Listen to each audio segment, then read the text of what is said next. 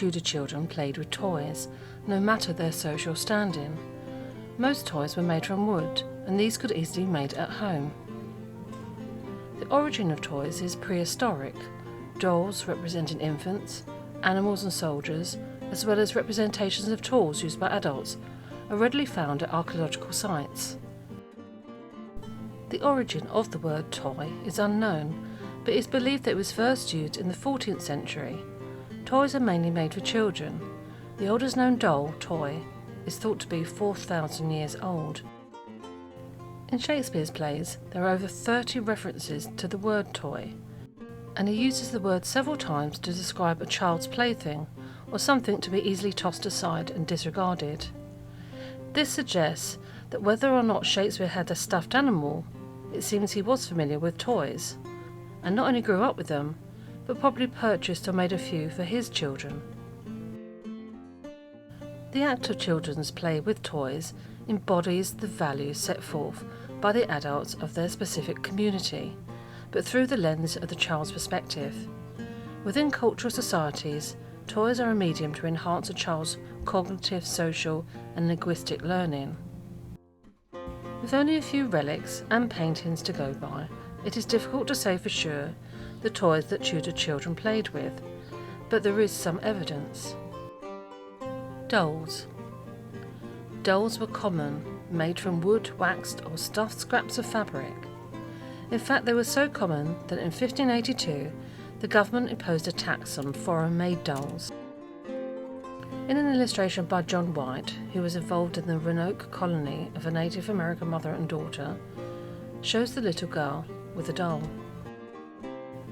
The girl in White's image shows her mother the babe or doll she has been given, a fully dressed doll of an expensive type, available only to wealthy English children. This was the daughter of a chief, and her gift would have been of an appropriate status. In the drawing the child is holding is not dissimilar to the doll in the painting of Arabella Stuart, who was in line to the throne of England, which was a very expensive version of a doll. More sophisticated dolls might even be jointed so that their limbs could be moved. Sometimes the word poppet was also used for dolls. The word poppet also likely existed in Shakespeare's lifetime, having originated from the word poppet in Middle English, which is a diminutive expression of an endearment like sweetie or love to describe someone. Typically it describes a woman, but is connected to the concept of a puppet, a stuffed representation of a person. Puppets in Shakespeare's lifetime were hugely popular, appearing at festivals and street markets. The word puppet shows up at least 11 times in Shakespeare's works. Lots of dolls represented well-known people, such as Elizabeth I.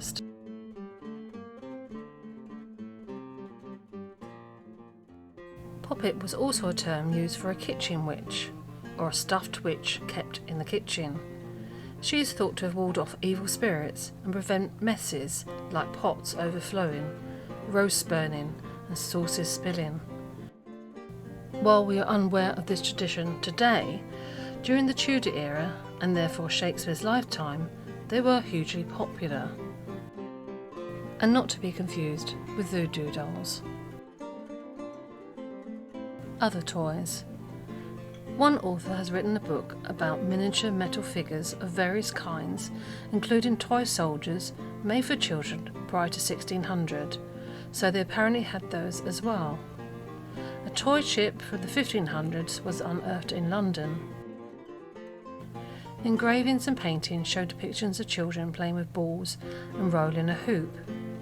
Tops for spinning on the ground, also called scoparils, were common by 1500. Children might also play quoits or use sticks and hoops, rather like jousting. Some Tudor children also had hobby horses.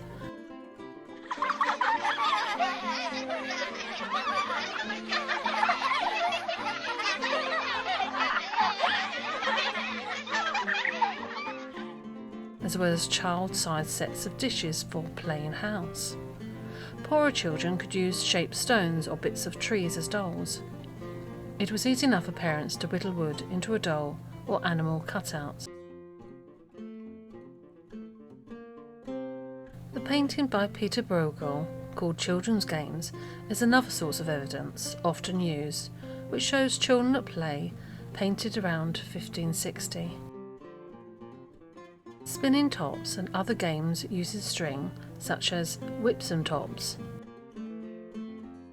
windmill, egg mill, or the Diablo, would have been easy to produce, as would the hobby horse, cup and ball.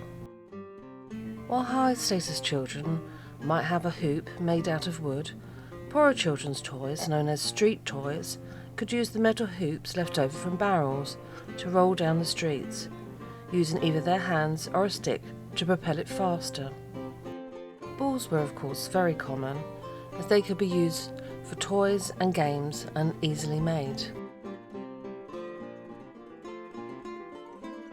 During an archaeological dig in Market Harborough, the archaeologists unexpectedly found an entire hoard of children's toys at the parish church. The hoard was revealed when construction workers unblocked an old unused stairwell at the church and discovered that the space had been stashed with over 200 toys.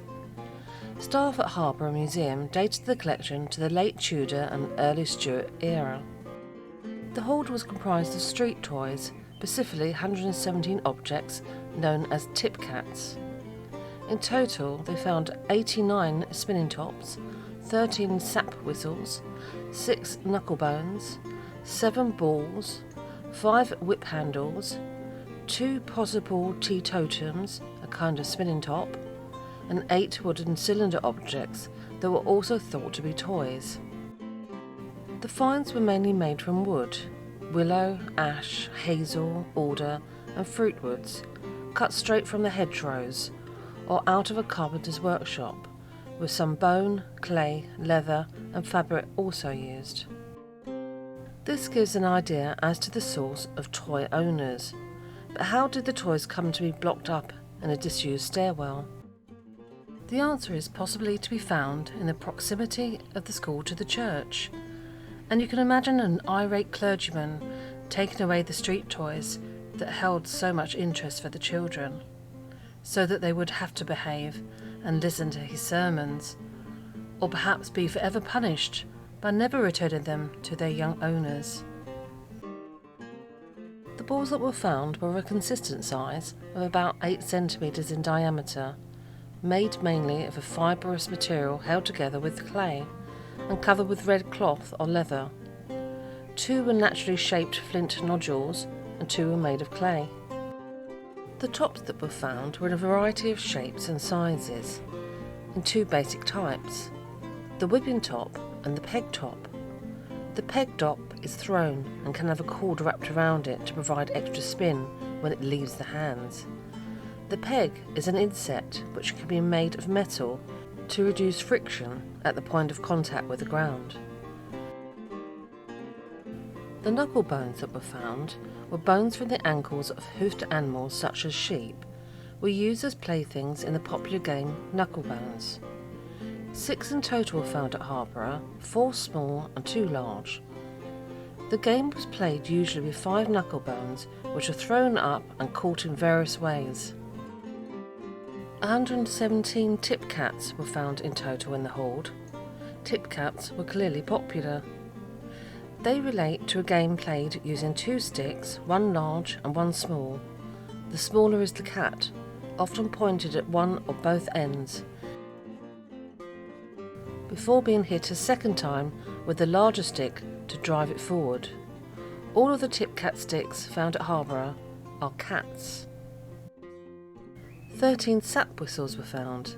These were made from short lengths of young wood, alder or fruit woods, which had the pithy core removed to form a tube, which was then blocked at one end. The whistle was then played by blowing across the top of the open end. Some tube wood items found were open at both ends, and it was suggested that these could have been used as pea shooters. It is not all fun and games. Today we have lots of rules to check the safety of children's toys. But in the 16th century there were no such rules, not even for the richer of society. 7-year-old George Lord Dacre died on the 17th of May, 1569. The little lord's death had large consequences.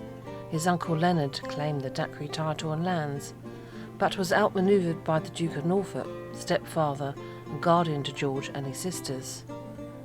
In a gallery in the upper part of the house stood the wooden vaulting horse, 4.5 feet high, more than 6 feet 3 inches long, and set in 4 wooden feet.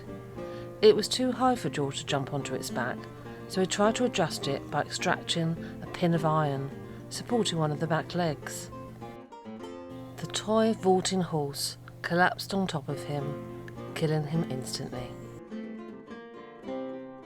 Finally, whilst toys have evolved and become much more sophisticated with the digital age, toys have always been around, like play itself, serve multiple purposes in both human and animals.